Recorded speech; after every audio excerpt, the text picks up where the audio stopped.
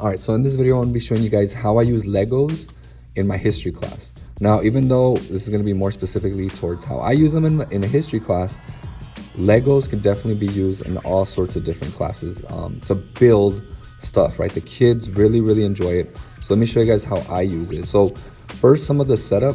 So as you can see here, these little green plates, as the students call them, are great because that's where they can build their structures, the event that they're portraying on, right? So it's a cool little base for them to start off.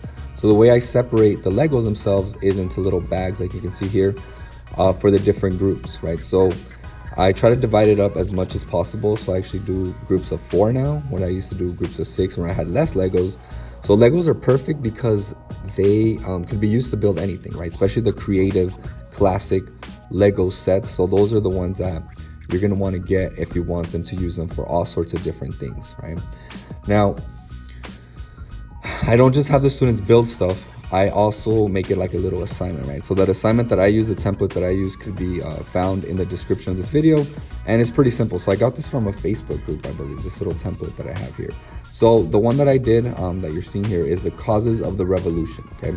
So what I had the students do is I basically had them use the Legos to represent one of the causes of the American Revolution, okay? So what they had to do is I gave them about 5 minutes to plan out what using the Legos, right? So I would give them the Lego bag and I'd tell them, okay, look at the Lego bag, kind of see what pieces you have, what colors, or what minifigures, which are the little like guys, right? The little people.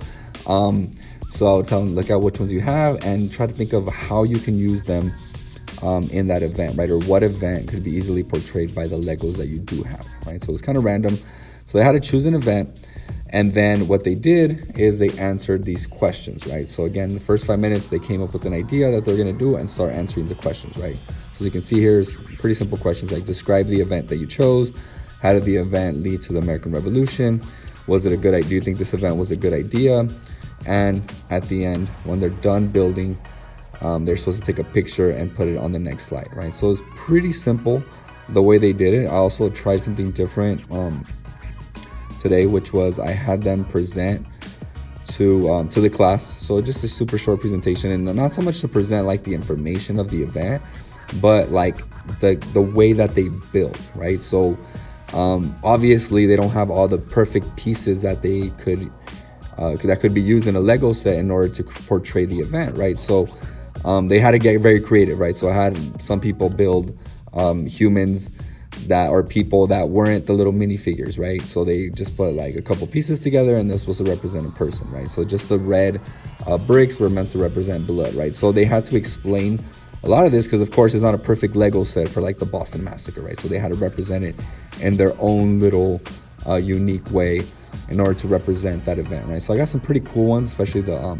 Boston Tea Party. The students got really creative with how they built their boats and the tea, and some of the students said, oh yeah, and then I put different colors in the blue so that way you can see how the tea is being diluted in the water. So it's just very, very, very cool for the students. They get to use their creativity quite a bit, and it doesn't take as long as you would think, right? So a class period of about 50 minutes is more than enough time for them to use the Legos in order to create their structures. So this works especially well, I would say, with important events from history that they can choose from, so like the causes of the revolution. Another thing that it works really great for is for buildings, right? So architecture, especially with like the Roman Empire, right? So that would be a perfect one to do with students, so that way they can build an aqueduct, or they can build a Roman bath, or the Colosseum, right? They can get very, very, very creative with these things. So another thing I would say is if you're starting off and you don't have that many Legos, one way that you can work around that is actually use it as a stations, right? So if you have a stations activity of some sort, so I'm coming up with one about Rome where I'm gonna have different activities that the students are gonna do. And for one of them, they are gonna use the Legos they have to build a Roman structure, right? In the style that the Romans would build. So again, you don't need that many Legos for that, right? Just a small little set of Legos of the classic kind, again, is the one that I would use. That's the way you can get started with building up your, the amount of Legos you have. Obviously, the more you have, the better, right? But yeah, so check it out, try it out. It was a lot of fun for the students. They really enjoyed it.